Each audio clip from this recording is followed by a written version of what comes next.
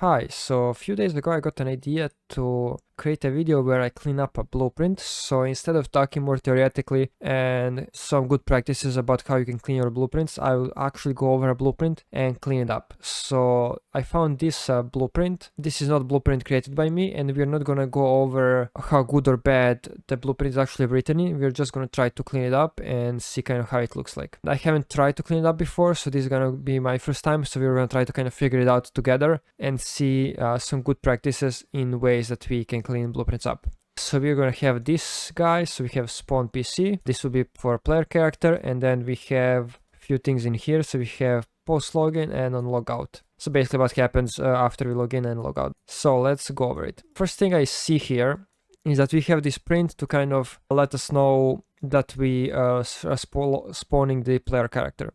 It is okay to have prints in your blueprints, but I usually don't like to separate them like this. So let's see how we're gonna clean this up. First we have these deprecated, so usually I don't like to leave things like this that are deprecated, but you can also do this, so you can comment out stuff and just leave it to the side, but for now I'm just gonna delete it, especially for something simple like this. Usually if I'm gonna save deprecated nodes, it's gonna be for something like an algorithm or some complex structure. For something like this, we basically have a really simple get actor of class, and we check if it's valid, and we just get transform and spawn the actor. So this is like 10 seconds of work if you're just creating it from scratch, so I don't think we need that. Okay, so let's see. First I'm gonna clear this up, I think. Let's see what we are doing here. So we're getting actor of class. So first I'm just gonna do this. Later we might clean this up even more, but I'm just gonna put it in the sequence. So we first have print, and then we have everything else. Also, let's move everything to the side, so I want to only focus on this and have all the space for this. So let's do this. Now let's see what we have here. So we have for each loop, and then we break it when we actually spawn the character. So we're going through a loop. And then we have also sequences in here. So let's see what we can do here. First thing that I don't like already is that this player start tag is just separated in here. I don't see the reason for this. And also we have this player tag found. Okay. So we can leave this logic so we don't break it, but I'm gonna move this around. So I'm gonna do this. So I'm just gonna move all of this right here. Now, one big issue with this is that this spawn PC is an event, and because it's an event, we can see how we have to have these connections. Now, one way would be for us to set them in here and then use the variables, or we can just kind of try to reorder this, which we are gonna do. Ideally, this spawn PC would be a function, and then in the function you can click right click and just type, let's say, PC, and we could get this PC variable. And then you wouldn't have these long stretches of connections which look really ugly and messy. But for now we're gonna leave that, but that's just kind of a quick tip there. Okay, so we have this guy. Let's move it back. So I'm just gonna connect it like this. The reason is we want to simplify the sequence. And now we have these connections which we might do right away just to make it more readable. So after we complete, what do we have here? So we want to spawn, we have a default location if we don't find anything, and if we do, we do this type of spawn. Okay, so this can also be separated into a function. We might do that later, but for now we're gonna leave it. We can even do it in a macro in here since it's an event. But let's do this. And I also don't like this, but let's leave it for now. So I want to kind of clean up these connections, so let's just move them like this. And let's just see where they all need to connect. So we have this connection, and then we have another one that is going right here in the possess. So let's do it like this.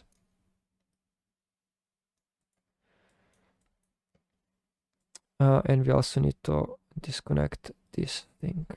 So if you hold Alt, you can disconnect variables or nodes. Alt and left click. So now we have this single connection, and I'm gonna double click in here. And let's move this like this. So ideally in the function you would kind of have this clean, but for now we're gonna leave it like this.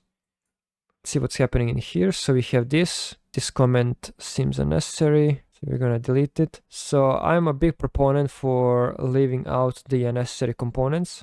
or leaving out the unnecessary comments. So that comment I did not feel like it was necessary. There's also a lot of comments here, so I like when I'm zoomed out maybe like this, or maybe even a bit more, that I have general understanding of how code works, but in here it feels like the comments actually distract me from that, so I would have to clean that up, but yeah. Okay, let's see. So we have these two guys, and then we have the third thing. So since they all need to run in sequence and there is no special need for this sequence, we're just gonna leave it out. Let's delete it.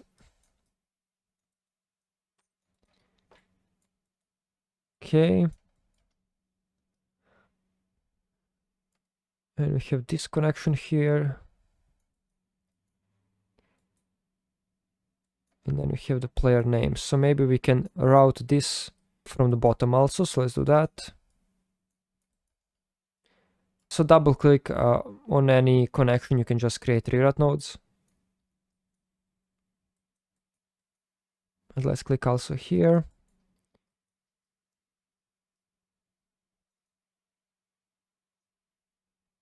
So later when we finish cleaning this up, I might show you how you would do this in a function really quickly, because it will look way more clean than this. But I just want to keep the structure of this event as it is. But ideally this wouldn't be an event unless there is a special need for it. This absolutely does not need to be an event, but yeah.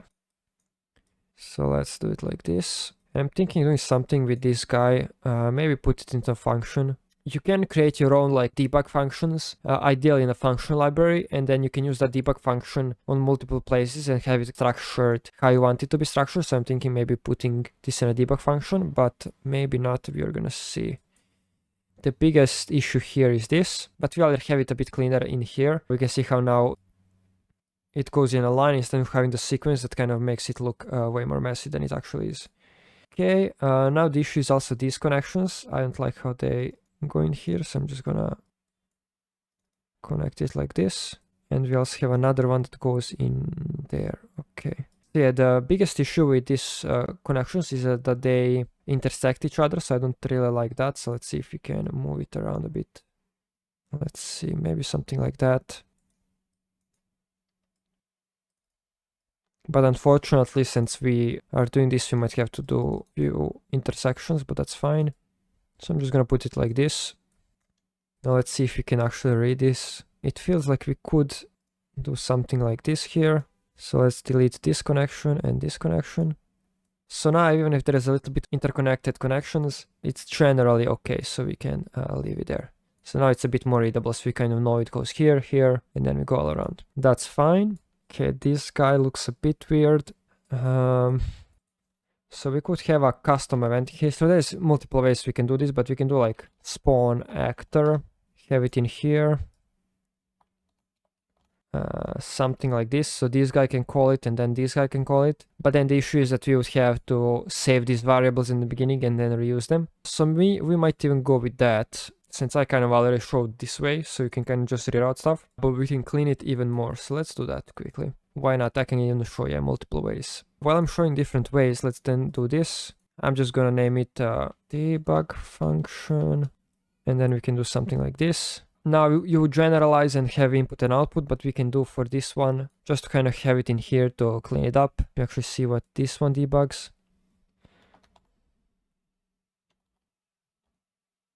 Yeah, so ideally you would have one generalized, but for now we're going to do this. And the generalized one, you can have one input for the print string, and then if you have any formatting inside, you can have that. But just to clean it up, we're going to do this. Now let's promote this to variable. Let's name it PC, player controller. This naming is usually not the best one. You would usually do it something like this maybe, or if you have a specific name for the player controller, you can do that. Promote this one. And if you're in a function, you can create you would have a section in here for local variables. So all of these can be local variables, but since we are in the event, we have to do it like this. And then let's do character name. And let's save it in here. Now that we have this saved, what we can do is have something like this. And for all of these connections, we can do this. And we can even move this in here if we make a bit more space for it. We can even do something like that. Depends how packed you want it to be. I usually make things more or less packed depending on the size of the whole execution sequence of the whole functionality. So for this one, I would probably keep it a bit more separated, but yeah, it's fine for now, like this. Then we have this guy, which is player game name, and then character name in here. Something like that should be fine. Let's delete this, and since we don't need this, let's delete this and delete this. And now you can see how this becomes way more readable. We just have this, and then we just need to kind of zoom in a bit and just read the variables and know what's happening. See if we can. For this on possess, if we really want to keep this connection to a minimum, what you might do is something like this, and then now we should be able to move something like this. And this guy would be here, and then you have a connection in here. And now it gets a bit clearer. So these, yeah, the connections are really important to just keep kind of separated. And since we already have space in here, we can do it like this. So we kind of have this connection here visible, and now it looks way nicer. Now that we have it separated, what we can do then is have this spawn actor function activated in these two things. And now we can have this separated in here. Okay, and we can do this. And you can also color code stuff. So in here, I only have this color saved, but if you select any color, what you can do is take this, pull it and put it in here. And now you have multiple colors to instantly choose from. So for maybe, let's say spawn actor, we want the light blue. We can click OK here. And now we have this color. Okay, and let's clean this up a bit. And I'm not sure what this does. So you have a delay of 2 seconds. Check if the player is valid. If not, we set the player start tag to none. So basically, if we haven't found the player tag, it's gonna be none, which does what? I guess if we break the loop, the last one is gonna be selected. That might be it. But for now, I'm not really sure what's happening here, so we're just gonna leave it. We might even comment this out. Not sure what it does. Bam. And now you basically leave a little note in here, and if we want, we can also tag it. But that might be too much for this. Okay, so we can leave this guy. So we set the location in here. Now this is in here are these connections. So I'm not sure how I'm gonna clean that up. But let's think about it. One thing would be for us to save the variable every time, but that might be a little bit more overhead that maybe we don't want. So what else can we do here? Yeah, first easy thing is just to make this a little bit nicer. Just do it like this. Sure, this is fine. Yeah, for this, I don't think I would do too much. I might just do this, where we do something like this. Just to kind of separate a little bit, but yeah, we can leave it. One thing to always keep in mind that if this was inside a function, or not if this was inside a function, but if we added this into a function, we could do this, but then we have the issue of having to pass variables and stuff like that. But that might be fine, depending on your project. But for now, we're just gonna do this. Now, I don't like how this looks here, so I'm just gonna give it more space here.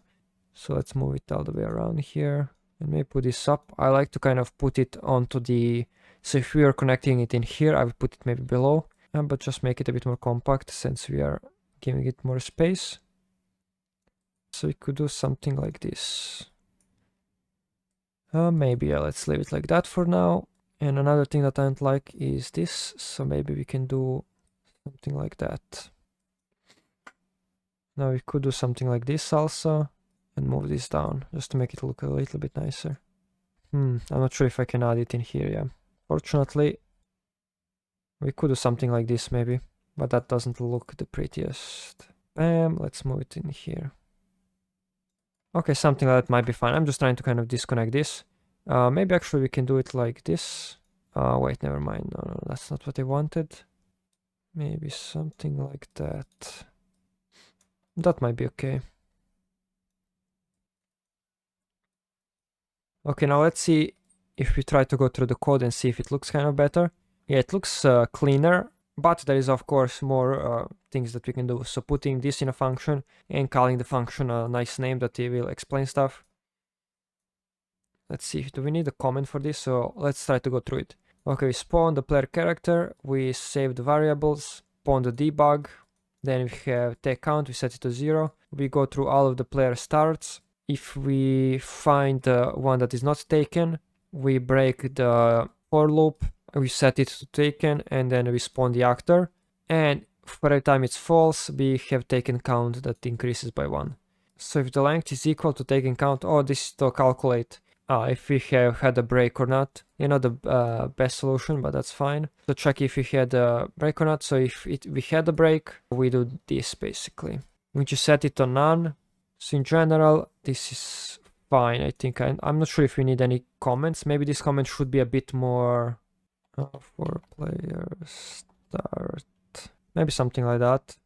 In here, do we need any comments? I don't think so. I think we're fine. Okay, this is now a bit cleaned up. Ideally, again, this is in a function. The only thing that couldn't be in a function is this delay node, but I'm not even sure if it's needed in here. Yeah, there is just delay for some reason. So after 2 seconds, you set it to none. Oh, actually, this might be because we want that point to be taken for 2 seconds. And then after 2 seconds, we want it to set it to none. So no other players could spawn on that same spot since this player spawned. Okay, that's fine. But how I do this is put all of this in a function and then have a call to a timer or something. It could be even another function, and that timer can deal with this thing. So that might be a better idea for that. And then we have the spawn actor in here. I think it's pretty clear. So keep in mind in the beginning, we had the sequence, and the sequence made this look way more confusing. Now we can see that we actually have just finding the player start tag. If we find or not find it, we have a delay or just set it and spawn the character on some default spot. So there is actually like only like 2 things happening in here, 2 or 3 things. And then you have finally just spawning the character. Now that that's done, let's quickly do another one. So it's this one. This seems like it's just an example. So if we have a special case, I would immediately put some other color here, just so we know this is just like showing us something. So we can have also, if you click right click, we can do like example code, let's say. And then you know that when you look at this color, you know it's just for example code. So this is not the actual code that needs to be running in, let's say, a final version or something. So we can use it there. Okay, now let's see what's happening in here. So first we see this sequence that just broken, so we never want to have something like that. Or not broken, but not used for anything, it just doesn't go anywhere. Then let's decrease the size of this guy. So it seems like it should go in the same comment like this. I'm not sure if this comment is useful, I might delete it. On new player, it doesn't tell you anything. If you read on post login, that already tells you that this is something that happens after somebody logs in. So it's pretty explanatory. I think a comment in here is necessary. Let's minimize comments. Minimizing just gives you way more space, so I would always do that. Unless there is some critical information or something, but usually with comments you don't have anything like that. For this, let's do this again. Okay, let's disconnect this. Okay, and now let's see how we can deal with this comment. So honestly, we might just leave this here. Maybe something like that, I'm not sure. Ideally for this, we might just like do something like this. And then let's create another node, do something like that. Just kind of clean it up. Okay, and then we have another comment. By the way, for alignment and stuff, you can right click and have alignment. But usually, so you do something like this. But usually I don't use this, I just like to quickly move around. I don't feel the need for using it too much, but you have that option. If you select some nodes, you can select how they interact with each other. Okay, so let's do this. Now we have a lot of space down here. So ideally, I put things below stuff. So when I'm connecting variables or calling pure functions or stuff like that, usually below is just way nicer. But you can do it also on top when it's necessary. I usually just go by what feels better or not. So for this, do we need this? Maybe even spread it. I'm not sure. I think spreading it in here is fine. The only thing is this line is a bit ugly. So we could do something like this if we really wanted to. But I don't think it's even necessary. Just kind of give it a bit more space. Now this can look a bit ugly, but the idea here is to make it look readable. So for me, this is readable because I can see it right away going in here. There is no like intersecting stuff. Like if this was happening, then I have to see Okay, is this going here or here? Okay, they're both here, and it just gets messy. In general, it doesn't matter if it's not like symmetric or whatever, unless it's really hard for you to look at it or something, but in general, I just have it. However, it's readable for me. I'm just gonna put it. So this is kind of readable because there is nothing happening except these two in here, so that's fine. So after 1 second of the delay, so after the login, we wait 1 second, and if the branch is true, we wait 1 second, and then we go in here. And the branch we are checking is multiplayer. So let's see what we do here. So we have get all actors of class. We get all of the player controllers that we found and just print it for debug. And for each player controller, we display the username. So what we can do here is just do it like this. Display username after, or we can do even post login. So now we have the name. The general explains what's happening, so we don't even need to go inside to kind of get the idea of it. And it looks way cleaner, and this happens after 1 second. Okay, that's great. Now we can reorder it here. Okay, let's see what's next. Spawn player to last save point position. I think commenting here is fine. I don't think I could see this code and know right away what's happening. So this is where the comment might be useful. And maybe for this we still want blue, so let's put blue. Okay, let's move this up here. We can do something like this. So usually I think the norm is to put something below, and it kind of implies that they're connected, like in here. But usually you can also leave a little bit of space so you can see that red wire. So if you put it like this, it's kind of harder to confirm. In general, you kind of know, but it's just harder. So usually just leaving a little bit of space there is nice. But let's see in here. This already has some corrections for the line, so they're not too badly set up. Yeah, it's not too crazy. We can do some stuff in here, but let's see, what can we do in here that's easy and quick? Okay, this kind of, since this whole node setup is not that big, I'm not the biggest fan of like bunching this up like this, but maybe it's fine for here. So this seems disconnected, but even though this is disconnected, you can still try to clean it up a little bit. So you can do something like this, give it a bit more breathing room, move it like this, close this out. Comment I don't think is necessary. The comment in here that might be appropriate is something like this. Disconnected for X reason. And then we can do it like this. So we know there is like something. We can use red for maybe something that is deprecated or not working, or we can use red to indicate this might need to be looked at, or this needs to be fixed. But for now it's just disconnected, let's say. Okay, so this looks pretty nice in here. I think one thing that I haven't shown is if you try to put this in a function, it will fail. So if I try to collapse, I'm gonna get an error. So if you wanted to kind of collapse this, what we can do is do something like this. So right click and collapse into macro, and we can call it spawn player to last save point. I don't think we need to say position. And then for the add 100, we can do it like this. We really want to have this. And let's even reorder it in here.